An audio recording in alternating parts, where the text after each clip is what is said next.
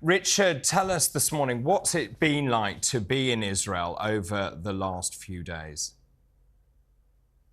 It's been very grim, I think, is the only word you can use. It's a very unpleasant story. I mean, it's hard to find the words that haven't been used so many times before. The particular nature of this attack is, of course, unique. I was at the scene yesterday of this rave party in the south of here, where so many hundreds of young people were shot dead in that rampage that many people have seen on videos that came out in extraordinary ways, dash cam footage from cars that were being intercepted by Hamas militants, survivors' tales of young women hiding under the dance stage, covering themselves with the blood of the already dead so that they could themselves play dead until help arrived. These are, as I wrote today, I've been to many massacre sites. Each one is different in their own way in this region. This is quite extraordinary, even by those standards. And of course, it will go on. The mood is so angry here. There seems no concern about what's happening in Gaza, where I also know people who are being bombed and having their families killed and pulverized from the air. It seems somewhat less horrific when it's done from the air rather than with a gunman, face to face with a young girl in party gear. But of course, for the families, it's the same. And some truly horrific images in today's newspapers. Richard, can I ask you about the plight of the hostages? Up to 150 hostages believed to have been captured by Hamas and taken to Gaza. Hamas saying today 13 of those hostages have been killed by Israeli airstrikes, and among them are foreign hostages.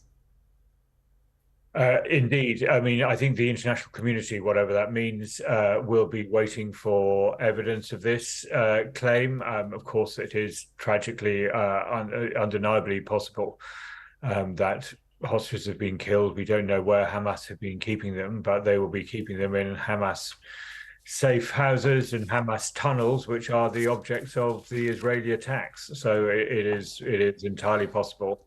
There are intermediaries working they've been working to try and get some sort of resolution specifically to the hostage deal. I don't think anyone thinks that Israel or Hamas are going to be negotiating the broader issue, but just on the hostages, the Qataris are, who host a Hamas office, but also have, occasionally spoken to Israel about humanitarian issues in Gaza, are talking to both sides about some sort of partial hostage exchange for Palestinian prisoners in Israel.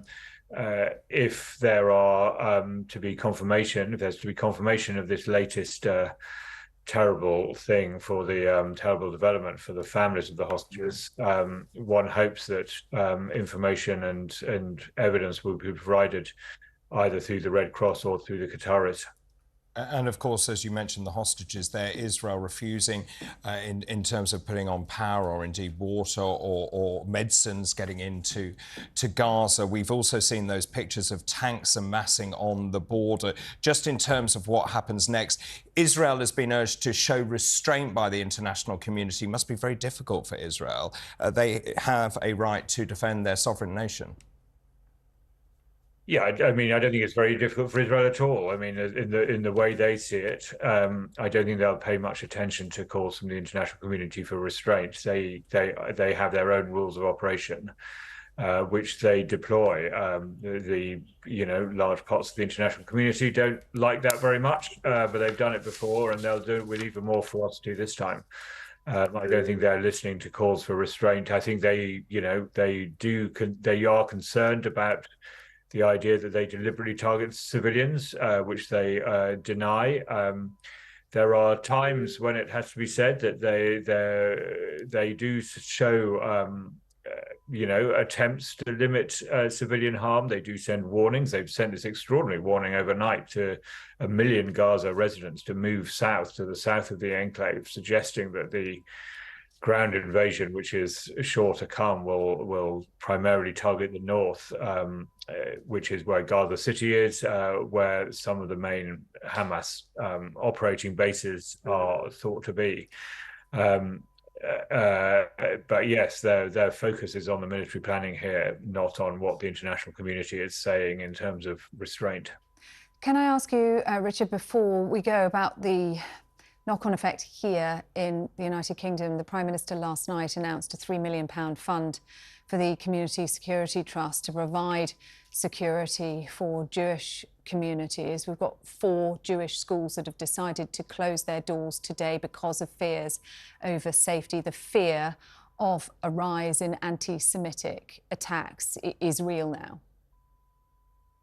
Absolutely, and of course very distressing, particularly for those of us who live in London when we're not in places like this. I live in a very multicultural part of London. I sometimes say I live in the most religious part of the United Kingdom. So I have the Hasidic community on to my north, and I have a sort of a West Indian community, which is very religious, a Baptist church, a West Indian and West African Baptist church on my street, and then I have a mosque just around the corner. And as someone who's lived, on and off, well, in the same house, but on and off being abroad for 25 years there, it's one of the, nicest things about London is that you have so many communities living alongside each other.